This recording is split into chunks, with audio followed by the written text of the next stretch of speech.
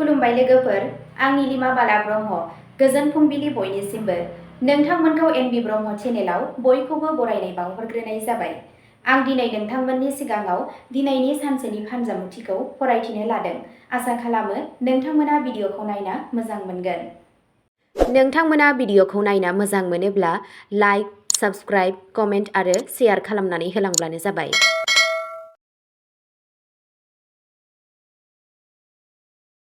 दिनै 21 आगस्ट 2026 मायथाइ एबा 3 भाद्र दान 1433 मायथाइ शुक्रबार। गिबियावनो दङ मेष राशि। दिनै नोंथांनि सानस्रियाव रोखा जागोन आरो नोंथांनि खामानिफोराव गोख्रैथि थागोन। खामानि थिलियाव मोनसे गोदान बिबान मोननाया नोंथांनि गोहोखौ सिनायगोन। फालांगियाव मोनसे गोजाम सोमोन्दोआ मुलाम्फा गोनां खाबु होनो हायो। रांखान्थियारि बिथिङाव आयनि गोदान फुंखाखौ सानना नायनायनि बेयो मोनसे मोजां सम। नखरनि सासे सोद्रोमाजों गोनां सावरायनाय जागोन आरो गावजों गाव बुजिलायनाया बांगोन। नोंथाङा नोंथांनि मावथांखिफोरखौ खान्थि बादियै मावफुङोब्ला नोंथाङा साबसिन फिथाय मोनगोन। नोंथांनि दिनैनि खाफाल गोनां दिगा जादों सानजा, खाफाल गोनां अनजिमाया जादों 6 आरो खाफाल गोनां गाबा जादों गोजा गाब। वृषभ राशि। धैर्य आरो प्रेक्टिकल साननाया नोंथांखौ दिनै थार थिरांथा लानायाव मदद होगोन। साख्रियाव नोंथांनि हाबानि गुनखौ नुनानै बैसोगोरा सुबुंफोरा गोहोम खोख्लैनो हागौ। फालांगियाव गोदान बायग्राजों रायज्लायनाया इयुननि थाखाय बाहायजाथाव जागोन। रांखान्थियारि थासारिखौ गोख्रों खालामनो थाखाय नाङै खरसाफोरखौ नोजोर लाखि। नखराव गोजोन आबहावा थागोन आरो सोरबा मोजां मोनजानायनिफ्राय मोजां खौरां मोननो हागोन। थाबथानाय हाबाफोरखौ फोजोबनायनि थाखाय साना मोजां। नोंथांनि दिनैनि खाफाल गोनां दिगा जादों खोला, खाफाल गोनां अनजिमाया जादों 2 आरो खाफाल गोनां गाबा जादों अख्रां गोथां गाब। मिथुन राशि। दिनै नोंथांनि रायज्लायनो हानाय गोहो आरो सोरजिलु सानस्रिया गोबां गोदान खाबुफोरनि लामाखौ बेखेवनो हागोन। खामानि थिलियाव गोनां सुबुंफोरजों सोमोन्दो लाखिनाया बांगोन आरो नोंथांनि बोसोनखौ बेसेन होनाय जागोन। फालांगियाव जौगाहोनाय एबा गोदान स्किमफोरा मोजां फिथाय होनायनि जाथावना दं। फरायसाफोरा फरायनायाव नाजानाय लाखियोब्ला जाफुंसार जागोन। रांखान्थियारि बिथिङाव समानथि गोनां थिरांथा लायोब्ला मुलाम्फा जागोन। नखरजों सम हगारनाया गोसोखौ खुसि खालामगोन। नोंथांनि दिनैनि खाफाल गोनां दिगा जादों सा सोनाब, खाफाल गोनां अनजिमाया जादों 8 आरो खाफाल गोनां गाबा जादों गोमो गाब। कर्कट राशि। दिनै नोंथांनि थाखाय गोसोनि सोलाय प्रेक्टिकल सानस्रिजों थिरांथा लानाया मुलाम्फा गोनां जागोन। साख्रियाव रोंगौथि गोनां सुबुंनि बोसोनजों गोब्राब खामानिखौ गोरलैयैनो फोजोबगोन। फालांगियाव गोजाम गोरोबथाखौ आवगायलांनो खाबु मोननो हागौ। रांनि सोमोन्दो थानाय आयदायाव हरखाब एसे गोजोननाय मोननो हागौ। नखराव नोंथांनि बिबानफोरा बांगोन, नाथाय नोंथाङाबो बयनिबो हेफाजाब मोनगोन। गावनि जिउनि लोगोरिजों इयुननि सानथांखिफोरनि सायाव सावरायनाया सोमोन्दोखौ गोख्रों खालामगोन। नोंथांनि दिनैनि खाफाल गोनां दिगा जादों साहा, खाफाल गोनां अनजिमाया जादों 3 आरो खाफाल गोनां गाबा जादों मुक्ता गुफुर गाब। सिंह राशि। दिनै नोंथांनि फोथायथि आरो दैदेननाय गोहोआ नोंथांखौ सिगांथिं दावगालांनायाव मदद खालामगोन। नोंथाङा खामानि थिलियाव मोनसे गोनां मावथांखिनि बिबानखौ मोननो हायो। फालांगियाव मोजाङै साननानै लानाय थिरांथाया मोजां मुलाम्फा होनो हायो। रांखान्थियारि थासारियाव जौगानायनि नेरसोन दं आरो उफ्रा खामायनायनि जाथावना थानो हागौ। नोंथांनि बाथ्राफोरखौ नखराव मान होनाय जागोन। समाजारि सोमोन्दोआ बांगोन आरो सासे गोहोम गोनां सुबुंखौ लोगो हमज्लायनाया इयुनाव खामानि गोनां जानो हागौ। नोंथांनि दिनैनि खाफाल गोनां दिगा जादों सोनाब, खाफाल गोनां अनजिमाया जादों 5 आरो खाफाल गोनां गाबा जादों खमला गाब। कन्या राशि। दिनै खान्थि गोनां बिथांखि आरो नाजानायनि थाखाय नोंथांनि खामानिफोरा थि समावनो जोबगोन। मावख'आव नोंथांनि खस्थ'नि गेजेरजों मोजां फिथाय मोननो हागौ। फालांगियाव एकाउन्ट आरो डकुमेन्टफोरनि सायाव सांग्रां थानाया गोनां जागोन। रांखान्थियारि बिथिङाव साना समानथि जागोन आरो दोनथुमनायखौ बांहोनायनि खाबु मोनगोन। नखरनि सोद्रोमानि जेंनाखौ सुस्रांनाया नोंथांनि बिफावआ गोनांथार जागोन। फरायनाय आरो बादायारि आनजादनि थाखाय थियारि जानायफोरा अरायसम नाजानायनि गेजेरजों जाफुंसार जानो हायो।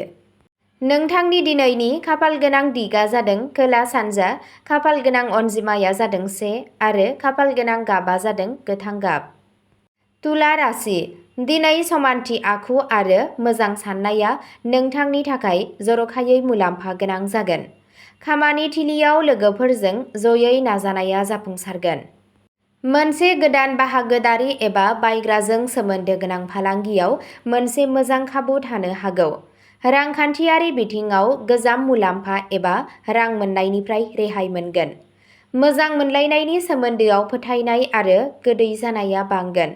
नखराव माबा मोनसे मोजां खौरां मोननानै आबहावाया गोजोन जागोन। दिनै नोंथांनि गोनांथिफोरनि सायाव गोसो होनाया नोंथांनि थाखाय गोनांथार जागोन। नोंथांनि दिनैनि खाफालगोनां दिगा जादों सोनाब साहा, खाफालगोनां अनजिमाया जादों 7 आरो खाफालगोनां गाबा जादों गुफुर गाब। वृश्चिक राशि। नोंथांनि गोख्रों गोसो आरो बुजिलायनाया नोंथांखौ दिनै गोब्राब थासारिनिफ्राय ओंखारहोनो हागोन। साख्रियाव गोनांथार थिरांथा लानो खाबु मोनगोन। फालांगियाव बादायलायनाय थासेयावबो नोंथांनि मावखान्थिया गोहोम गोनां जागोन।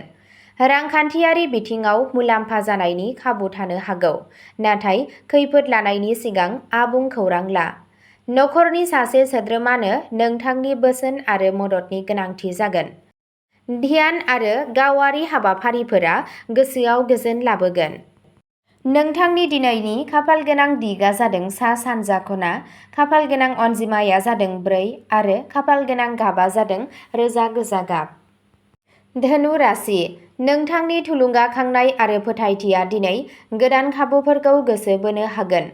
खामानि थिलियाव जायखिजाया गोदान बिबाना नोंथांनि रोंग'थिखौ बांहोगोन। फालांगियाव गोजाननि सोमोन्दोनिफ्राय मुलाम्फा गोनां खौरांफोर मोननो हायो। रांखान्थियारि थासारिया मोजां जागोन, नाथाय इयुननि सानथांखिफोरनि थाखाय रां दोनथुमनायाव गोसो होनाया गोनांथार। नखरनि सासे उन्दै सोद्रोमानि मोनफुंनायाव गोजोननाय मोनगोन। समाजारि आरो धोरोमारि हाबाफोराव बाहागो लायोब्ला गोसोआ गोजोननाय मोनगोन। नोंथांनि दिनैनि खाफालगोनां दिगा जादों खोला सोनाब, खाफालगोनां अनजिमाया जादों 9 आरो खाफालगोनां गाबा जादों सना गोमो गाब। मकर राशि। दिनै आब्रुथि आरो अरायसम खस्थ' खालामनानै गोनांथार खामानिफोराव जाफुंसार जागोन। बे खामानियाव गोबाव समनिफ्राय थालांनाय खामानिखौ फोजोबनो हागोन। फालांगियाव रोंगौथि गोनां सुबुंनि बोसोन लानाया मुलाम्फा गोनां जागोन। रांखान्थियारि बिथिङाव मोनसे मोजां खाबु मोननो हागौ। नोंथाङा नखरनि सासे देरसिन सोद्रोमानिफ्राय सुबुरुन मोनगोन। गावनि जिउनि लोगोरिजों इयुनजों सोमोन्दो गोनां थिरांथाफोर लानो खाबु मोननो हागौ। मुखुब समनि गेजेराव जिरायनाय आरो सावस्रिनि सायावबो गोसो हो। नोंथांनि दिनैनि खाफालगोनां दिगा जादों सा-सानजा, खाफालगोनां अनजिमाया जादों 8 आरो खाफालगोनां गाबा जादों सिलर गाब। कुम्भ राशि। गोदान सानस्रिफोरखौ गोख्रों महर होनो थाखाय दिनैनि साना मोजां जागोन। खामानि थिलियाव बिरोंदामिन आरो सोरजिलु सानस्रिजों सोमोन्दो थानाय सुबुंफोरा जर'खा खाबु मोननो हागोन। अनलाइन बिजों एबा गोदान सोमोन्दोनि गेजेरजों फालांगियाव मुलाम्फा जानायनि जाथावना दं। रांखान्थियारि थासारिया लासै साबसिन जागोन आरो नों दोनथुमनायनि गोदान बिथांखि बानायनो हागोन। लोगोफोरजों गोनां सावरायनाया इयुननि लामा थि खालामनायाव हेफाजाब होगोन। नखराव मदद आरो गावजों गाव अनलायनाय थागोन। नोंथांनि दिनैनि खाफालगोनां दिगा जादों सोनाब खोला, खाफालगोनां अनजिमाया जादों 6 आरो खाफालगोनां गाबा जादों निला गाब। मीन राशि। दिनै गोजोन गोसोजों आरो मोजां सानस्रिजों लानाय थिरांथाफोरा नोंथांखौ साबसिन फिथाय होगोन। खामानि थिलियाव गोजाम नाजानायनि मुलाम्फा मोननायनि जाथावना दं। फालांगियाव बायग्राफोरनि सोमोन्दोआ गोख्रों जागोन आरो गोदान अर्डार मोनगोन। रांनि बेलायाव थासारिया सरासनस्रानिख्रुइ साबसिन जागोन, नाथाय नाङै बायनायनिफ्राय गोजानाव था। नखराव माबा मोनसे मोजां हाबानि थाखाय लाहार-फाहार जानो हागौ। मोजां मोनलायनायनि सोमोन्दोआव गोसोआरि बुजिलायनाया बांगोन। आरज गाबनाय, ध्यान खालामनाय एबा सोरजिलु हाबानि थाखाय सम दिहुननाया नोंथांनि गोसोखौ गोजोन लाखिगोन। नोंथांनि दिनैनि खाफालगोनां दिगा जादों खोला सानजा, खाफालगोनां अनजिमाया जादों 3 आरो खाफालगोनां गाबा जादों लेभेन्डार गाब। अब्ला दिनैनि फानजामुथि एबा राशि फरायथिनाया एसेनोसै। गोजोन्थों।